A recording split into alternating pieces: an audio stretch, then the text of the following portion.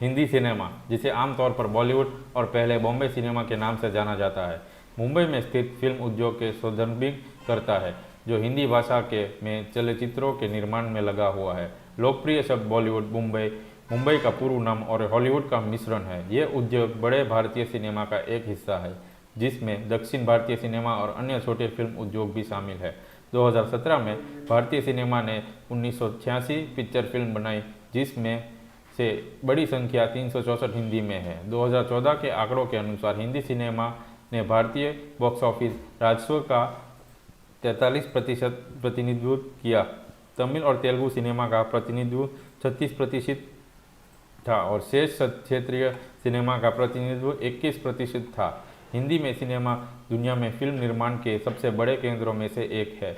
हिंदी फिल्मों ने 2019 में भारत में अनुमानित 341 मिलियन टिकट बेचे। पहले हिंदी फिल्मों में स्थानीय भाषा हिंदुस्तानी का उपयोग किया जाता था, जो हिंदी या उर्दू बोलने वालों द्वारा पारस्परिक रूप से समझ में आती है, जबकि आधुनिक हिंदी प्रस्तुतियों में तेजी से इंग्लिश के तत्व शामिल हो रहे हैं। 1970 के दशक से हिंदी सिनेमा में सबसे लोकप्रिय व्यावसायिक शैली मानी मसाला फिल्म रही, जिसमें संगीतमय नंबरों के साथ साथ एक्शन, कॉमेडी, रोमांस, ड्रामा और मेलोड्रामा सहित विभिन्न शैलियों का स्वतंत्र रूप से मिश्रण होता है। मसाला फिल्में आमतौर पर संगीतमय फिल्म शैली के अंतर्गत आती है, जिनमें से भारतीय सिनेमा 1960 के दशक से सबसे बड़ा निर्माता रहा है, जब पश्चिम में संगीतमय फिल्मों में गिरावट के बाद यह अमेरिकी फिल्म उद्योग के कुल संगीत उत्पादन से अधिक हो गया था। दादा साहेब फाल्के की मुख्य फिल्म राज हरिश्चंद्र 1913 भारत में बनी पहली फीचर लेंथ फिल्म है। पहली भारतीय संगीतमय टॉकी आलम आरा 1931 थी, जो पहली हॉलीवुड साउंड फिल्म द जज सिंगर 1927 के 4 साल बाद थी। व्यावसायिक मसाला फिल्मों के साथ साथ समांतर सिनेमा के रूप में जाने वाली कला फिल्मों की एक विशिष्ट शैली भी अस्तित्व में है, जो यथार्थवादी सामग्री प्रस्तुत करती है और संगीतमय संख्याओं से परहेज करती है। हाल के वर्षों में व्यावसायिक मसाला और समांतर सिनेमा के बीच का अंतर धीरे धीरे धुंधला हो रहा है। मुख्यधारा की फिल्मों की बढ़ती संख्या उन परंपराओं को अपना रही है, जो कभी समांतर सिनेमा में से सख्ती से जुड़ी हुई थी। शब्द साधन बॉलीवुड मुंबई का पूर्व नाम और हॉलीवुड के लिए लिया गया चित्र है, जो हॉलीवुड कैलिफोर्निया में स्थित अमेरिकी फिल्म उद्योग के लिए एक संक्षिप्त संदर्भ है। पश्चिम बंगाल की टॉलीगंज आधारित सिनेमा के लिए टॉलीवुड शब्द बॉलीवुड से पहले का है। इसका उपयोग 1932 की अमेरिकी सिनेमाटोग्राफर लेकी वेलफोल्ड ई डेमिंग द्वारा किया गया था, जो एक अमेरिकी इंजीनियर थे और जिन्होंने पहली भारतीय साउंड पिक्चर बनाने की मदद की थी। बॉलीवुड का आविष्कार संबंध 1960 या 70 के दशक में बॉम्बे स्थित फिल्म व्यापार पत्रिकाओं में किया गया था। हालांकि सटीक आविष्कारक खाते के अनुसार मिश्र भिन्न होता है।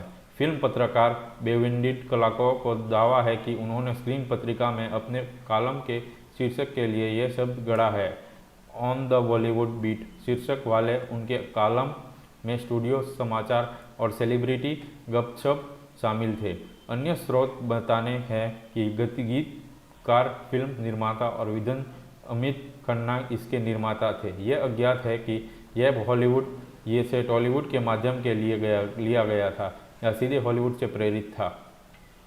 इस शब्द की कुछ फिल्म पत्रकारों और आलोचकों द्वारा आलोचना की गई है, जो मानते हैं कि इसका तात्पर्य यह है कि उद्योग हॉलीवुड का एक गरीब चचेरा भाई है।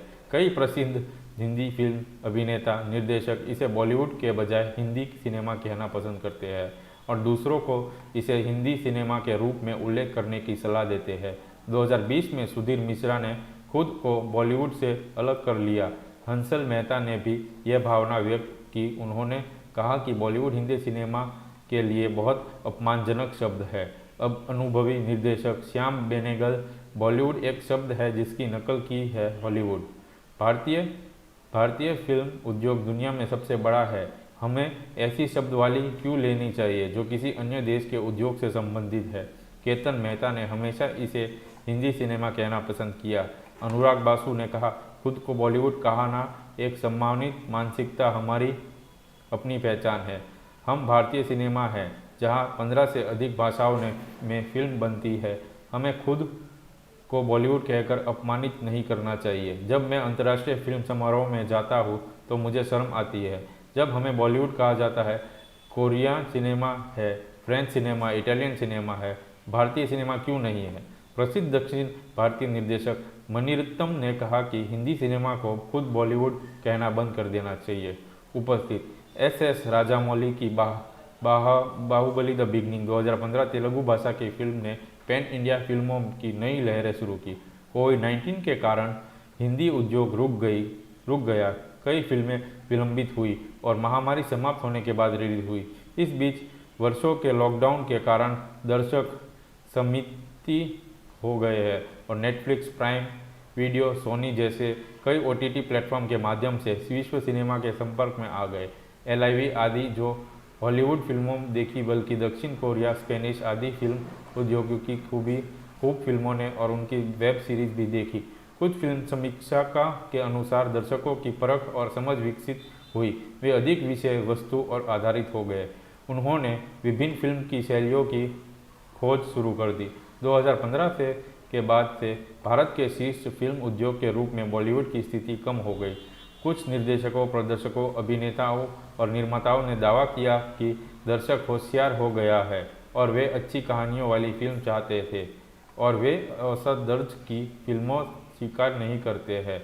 इसे समझने के बजाय बॉलीवुड के फिल्म निर्माता घिसी-पिटी खराब कहानियों पर फिल्में बनाते रहे और अपने दर्शकों के साथ विकसित नहीं हुए। नतीजतन बड़े बजट की बॉलीवुड फिल्म हाल के दिनों बॉक्स ऑफिस पर असफलता साबित हुई। बाहुबली 2015 की रिलीज होने के बाद से कई क्षेत्रीय भाषा की फिल्में पूरे भारत में हिट बनकर उभरी और तेलुगु, तमिल, कन्नड़ फिल्म उद्योग आदि क्षेत्रीय फिल्म उद्योग ने बॉक्स ऑफिस पर हॉलीवुड फिल्म को कड़ी प्रसिद्धि देना शुरू कर दिया। कई क्षेत्रीय अभिनेता अपने राज्य के बाहर जाने लगे जहां पहले वे अज्ञात थे। राजामौली की RRR 2021 तेलुगु फिल्म भारतीय सिनेमा की सबसे ज़्यादा कमाई करने वाली फिल्मों में से बनकर उभरी। तो धन्यवाद दोस्तों, आज के वीडियो में इतना ही। तो फिर मिलते हैं अगले वीडियो में।